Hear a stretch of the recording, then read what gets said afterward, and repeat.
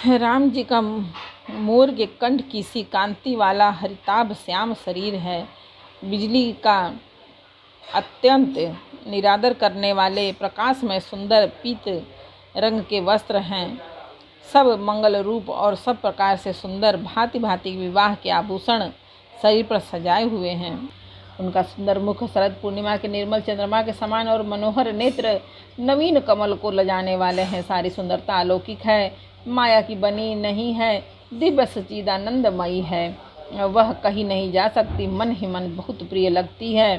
साथ में मनोहर भाई शोभित हैं जो चंचल घोड़ों को नचाते हुए चले जा रहे हैं। राजकुमार श्रेष्ठ घोड़ों को उनकी चाल को दिखला रहे हैं और वंश की प्रशंसा करने वाले मागध भाट वृदावली सुना रहे हैं।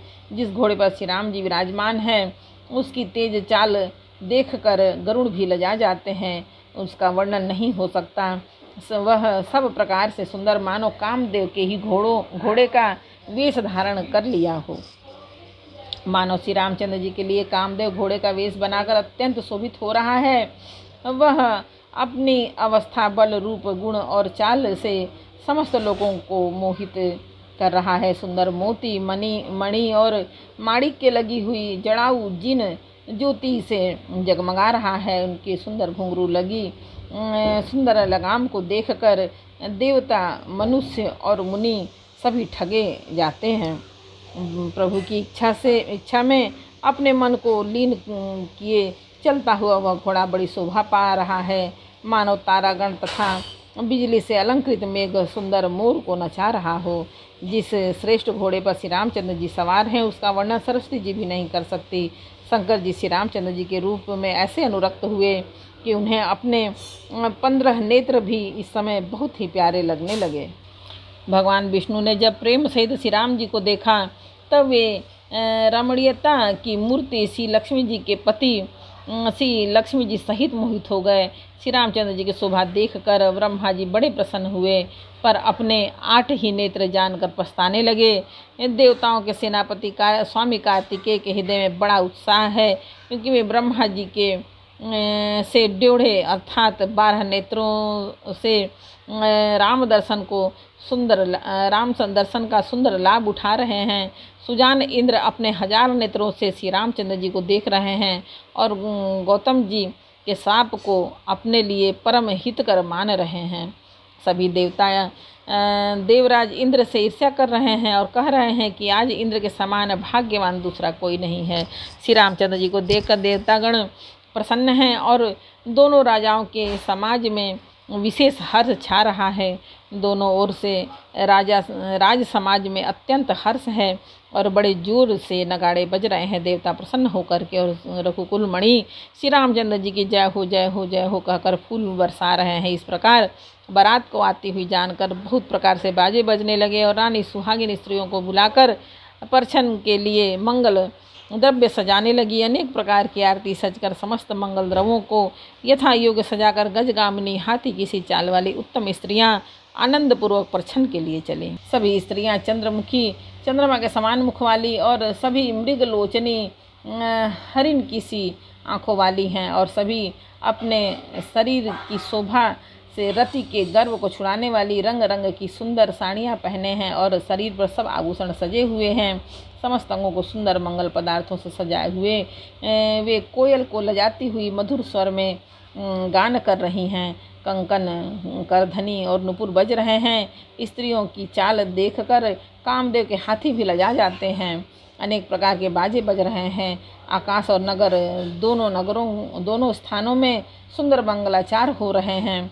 सची, इंद्राणी, सरस्वती, लक्ष्मी, पार्वती और जो स्वभाव से ही पवित्र और सयानी देवांगनाएं थीं वे सब कपट से सुंदर स्त्री का वेश बनाकर रनिवास में जा मिली और मनोहर वाणी से मंगलगान करने लगी। तब कोई हर्ष के विशेष वश थे, अतः किसी ने उन्हें पहचाना नहीं। कौन किसे जाने पहचानने आनंद के वश हुई सब दुल्ह बने हुए ब्रह्म का परछन करने चली।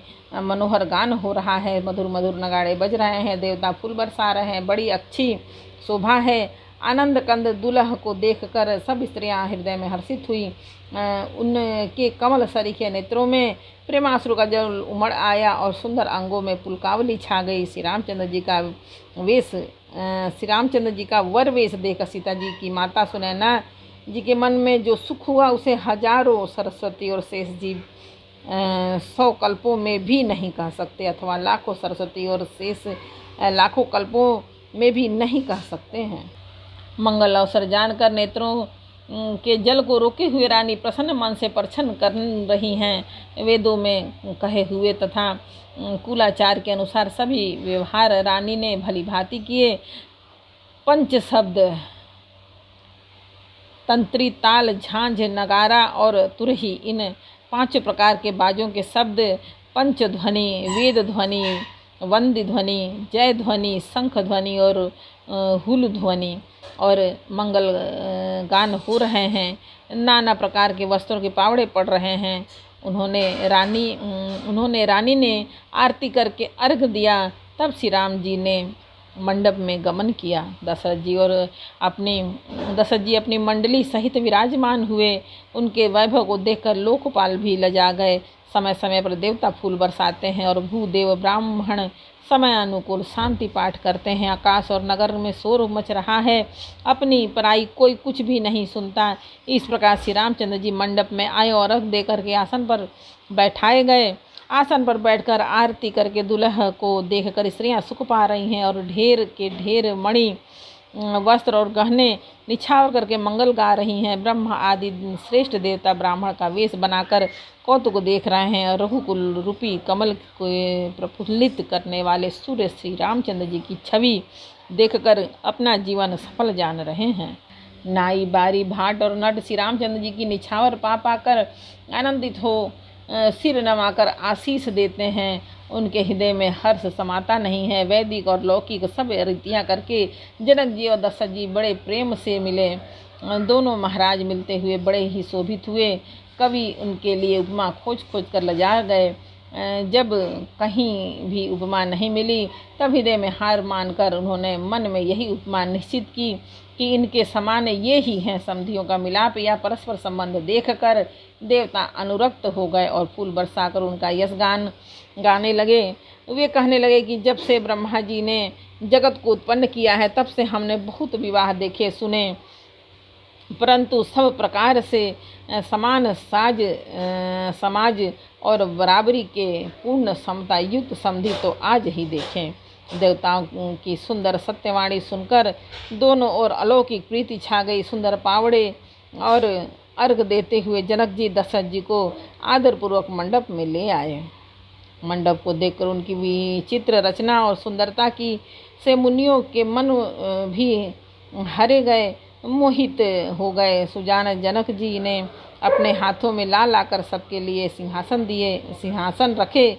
उन्होंने अपने कुल के इष्ट देवता के समान वशिष्ठ जी की पूजा की और विनय करके आशीर्वाद प्राप्त किया। विश्वामित्र जी की पूजा करते समय वे परम प्रीति की रीति को तो कहते ही नहीं बनती। राजा ने वामदेव आदि ऋषियों की प्रसन्न मन से पूजा की, सभी को दिव्य आसन दिए और सबसे आशीर्वाद प्राप्त किया। एक बार बोलो रामायण मैया की जय। रामचरितमानस से बालकांड का 5 समर्पण। जय श्री राम। जानकी पवन पुत्र राम, माता आदि सब जय।